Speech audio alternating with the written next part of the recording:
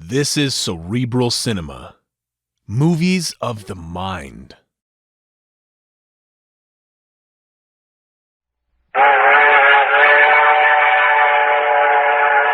I Love a Mystery. A Carlton E. Morse audio novel featuring Jack, Doc, and Reggie, specialists in crime and adventure. Now following the northwest trail of a missing millionaire, a killer cougar, and the Phantom Castle.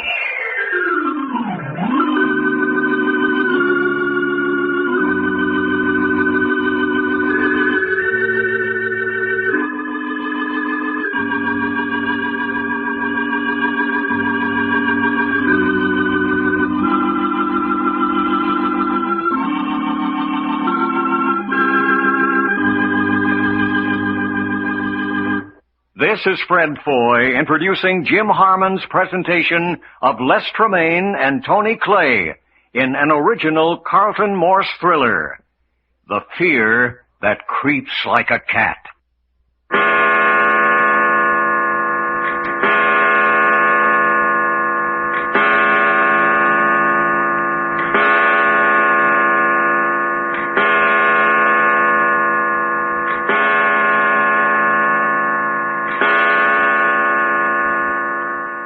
7 o'clock in the morning in the Phantom Castle on an unidentified island somewhere off the west coast of Canada. Jack, Doc, and Reggie are prisoners of Richard Cooper, who uses human guinea pigs in his scientific research into the realm of fear and terror. Last night, they met Cooper's assistant, Dr. Thorne, who told them that they were to be used in combination with mountain lions for the purpose of further research into the field of human terror. The manner and method of the experiment have not been revealed. All that seems certain is that Doc is to be the first victim, and that he is to face whatever is in store for him 32 hours from midnight last night. Now at 7 o'clock this morning, 7 of those precious hours are gone. Hey, Jack, Reggie, you folks awake? What's the matter, Doc? You know what them sippy cats done to me last night? No, what? Well, wait till I get my shoes on. I'll come in and tell you. There. Morning, Doc. Listen to my footsteps, will you? Every time I walk around in here, I feel like I'm in a big auditorium. Well, it's big enough for an auditorium. What's your trouble? Well, you think there's trouble? Well, because you're up and dressed at 7 in the morning, that isn't natural. Well, Jack, you know what that passel of polecats done to me last night? After we went to bed. Every hour, all night long, one of them guards come in and woke me up and made me give him one of my poker chips. What's that? I swear to my grandma he did. But I don't get it. What is the object? Didn't say. Just come in every hour and took one of them poker chips. You get it, Jack? Yes, I'm afraid I do. Then do a little explaining, will you? You came up to bed last night at midnight with 32 chips you won in the poker game. That's right. And each chip represented an hour. Yeah, 32 chips, 32 hours I had to go until they're going to perform some kind of experiment on me, according to Cooper. Well, don't you see? Each hour they took a chip away from you, one of your hours gone. How many chips you got left? Well, I don't know. I'll go get them and look. But, Jack, that's childish. What's Cooper's objection? Not so childish. Cooper knows his psychology. He's trying to create fear in Doc. Oh, look here. He knows that watching those chips disappear one by one, actually seeing his numbered hours slipping away, will have a much more potent effect on Doc's nerves. Hold it. He's coming back. Yeah, they took 7 chips away during the night. That leaves me 25. Silliest darn thing I've heard of yet. Taking a chip every hour, when they could just as well be taking all 7 of them this morning. Didn't bother you any, though. Well, it made me pretty darn sore, him waking me up that way. When you reckon they'll call us down to breakfast to bring us something up here, whatever they do for eat? Doc? Yep. Look here, old fella. Do you quite realize what those 25 chips represent? Sure, 25 hours I got left. Well, you're taking it with bally little concern. Huh? Hey, Jack, what's eating Reggie? A little on the nervy side this morning. Certainly I'm on the nervy side. I didn't sleep well, and if you ask me, I think it's time we got out of this place. No. Yes, I do. Well, how do you suggest we go about it? I don't care. Let's do something. Oh, shucks now, Reggie. Don't you getting all upset and stuff. And as for you, Doc, you're crazy as the rest of these bally maniacs around here. Yeah. Hold us, son. Well, you are. playing poker for your life and then accepting the outcome as though you were paying off with toothpicks. Reggie, you're in exactly the frame of mind Cooper was hoping for. I don't care. You're playing right into his hands. He's interested in the fear complexes. Now, if you work up a good crop of hysteria, you're liable to be the next experiment instead of Doc here. Yeah, and we can't have that, Reggie. All right, let them. I'm ready for any bloody experiment they can work up. Reggie, you're going to give us trouble. Cooper's interested in scaring his man. If Doc doesn't scare, he hasn't got any experiment. You're not afraid, Doc. Well, up to now, I ain't seen nothing to be scared of. But the whole valley atmosphere of this place. Sure, it smells like some decayed slaughterhouse. But what the heck? The beds are good, food ain't bad. Those chips they keep taking from you. The hours growing shorter. Just plain silly. Well, if Doc isn't concerned, I don't know why I should be. Now you're talking. You're kind of on the young side yet. When you've done as much waiting for the worst to happen as me and Jack has done, well... I suppose I look pretty silly to you, too. You're doing all right. Besides, son, looky, 25 whole hours to go. Well, heck, that's practically a whole lifetime. More things can happen in the next 25 hours than you could write in a dozen books. Quite. Well, look now. If everybody's dressed and everything, how about us kicking up a fuss and see if we can't get something to eat? Just a minute, first, Doc. Reggie, do you give us your word About what, Jack? that you won't in any way give Cooper the idea that you're frightened? If you say so. I do say so. It's important. Righto. All right, then. Let's see what... Hey, here's somebody.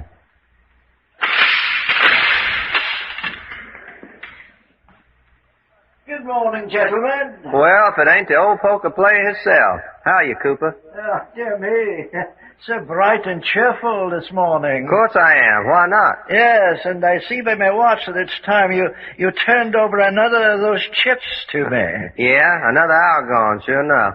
I'm afraid it has. Well, then I reckon I got to kiss another old chip goodbye. Here you are. Oh, thank you. Hey, look, Cooper. How about you and me playing another game of poker tonight? What's that? Yeah, my stack of chips is kind of dwindling. How about giving me another chance to build it up again? No. I'm afraid not. No, huh? No, couldn't do that. Oh, you're much too good a poker player. Oh, so you admit I'm too good for you. Well, you were last night. I was lucky to keep your pile down to 32 chips. Your problem in psychology isn't working out very well, is it, Cooper? Hackard, I was wondering whether you weren't going to speak to me this morning. I said your problem in psychology. Yes, I heard you. Doc's got a lot of weaknesses, but one of them isn't an overactive imagination. Yes, I'm beginning to find that out. What you mean I ain't got no imagination? In this case, it's to your advantage, Doc. Yeah? Yes.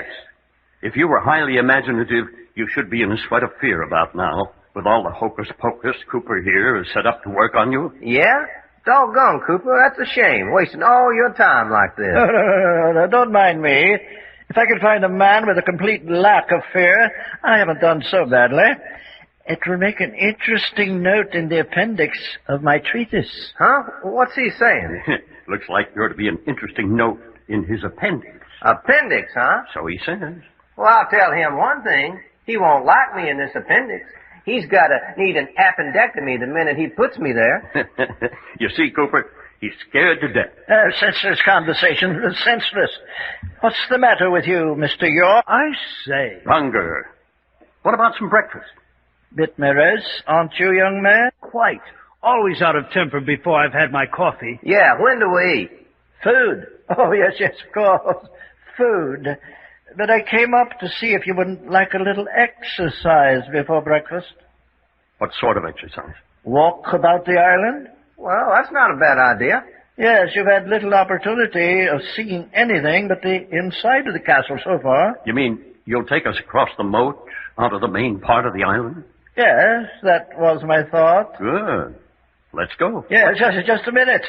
You'll allow me to slip on the handcuffs first. Well, what's that for? You said there was absolutely no way for us to escape from the island.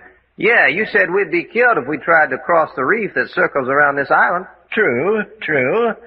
But you might try it just the same. Well, that would be our hard luck, wouldn't it? No. 3 fine specimens. Mustn't take a chance of losing any of you.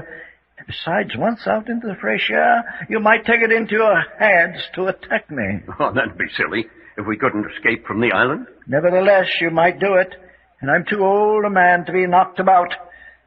Put your hands behind you, gentlemen. No, I absolutely refuse. Here now. That's not at all friendly. I tell you I won't. Not under any circumstances. What's the matter, boy? Reggie, Yes, Jack. put your hands behind you. Put your hands behind you. Quite. Yes. Oh, that's better. Here, no use to clench your fist like that.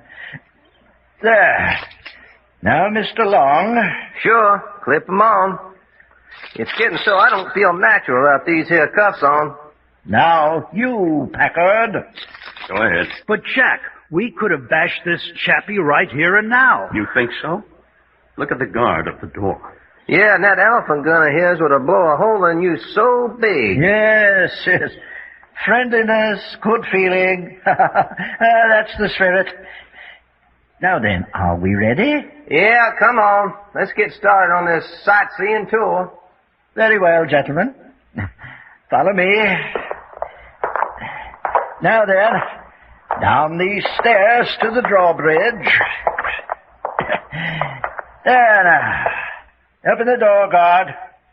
Dr. Thorne will be waiting for us on the other side of the drawbridge.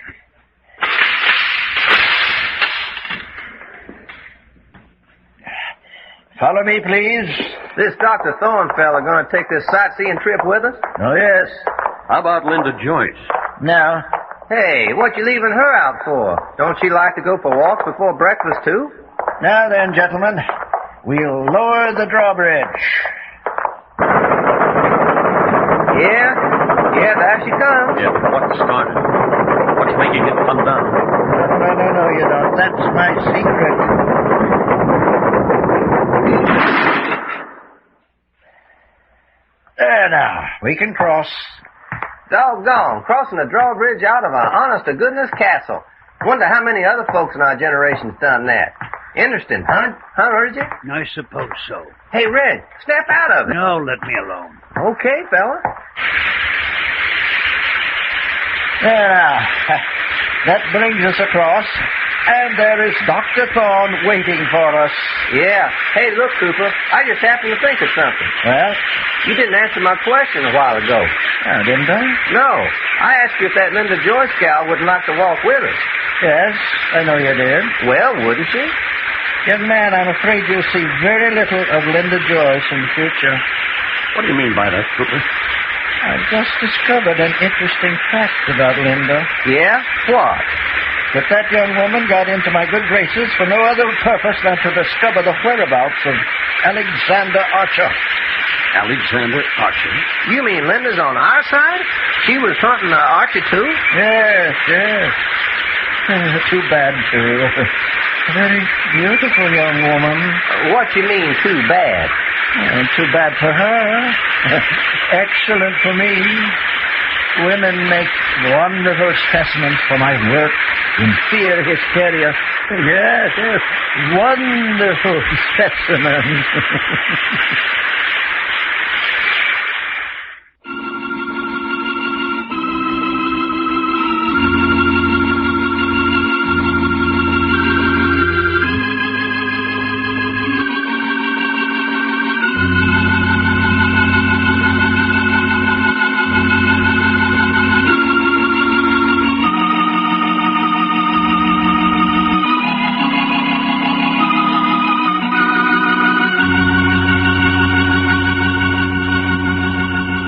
The adventures of Jack, Doc, and Reggie have come to you in I Love a Mystery.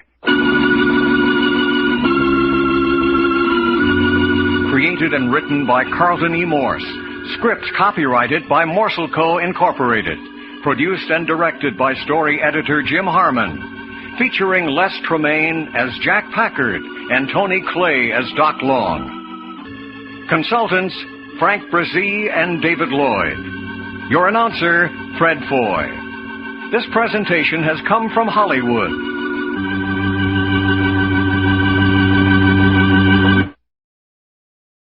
Cerebral Cinema hopes you have enjoyed this movie of the mind.